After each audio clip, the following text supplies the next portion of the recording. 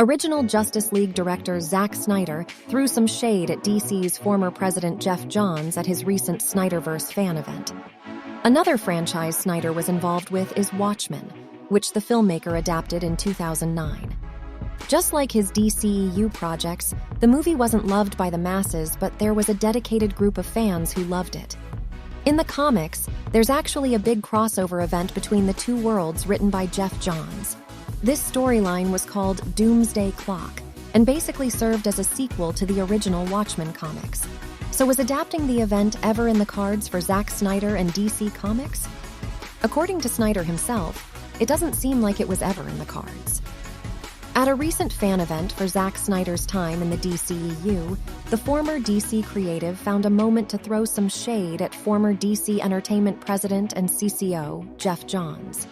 A fan asked the panelists if adapting the comic series Doomsday Clock was ever something they thought about doing. When asked to clarify which story the fan was talking about, the audience member noted that it was a crossover event written by Johns himself. After the name was spoken, two panelists jokingly walked off stage, leaving Snyder laughing about the performative reaction. The director then noted that it was probably not ever in the cards.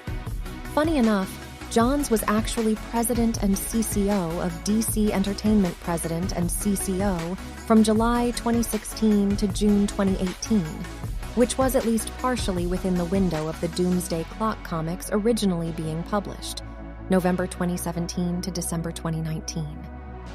This reaction isn't all too surprising, as Johns' name has been brought up in the many controversies surrounding Snyder's time with the DCEU. Sources of the Rolling Stone claimed that Snyder blamed both producers Geoff Johns and John Berg for his removal from the DCEU in 2016. Snyder even reportedly threatened to drag Johns' name through the dirt if his producer credit wasn't taken off his new Justice League cut. The filmmaker did eventually get his way, as the credits were adjusted. Actor Ray Fisher also seemed to have a personal vendetta against Johns, having claimed on social media that the producer belittled him and made a thinly veiled threat to the actor's career. Was Doomsday Clock ever in the cards?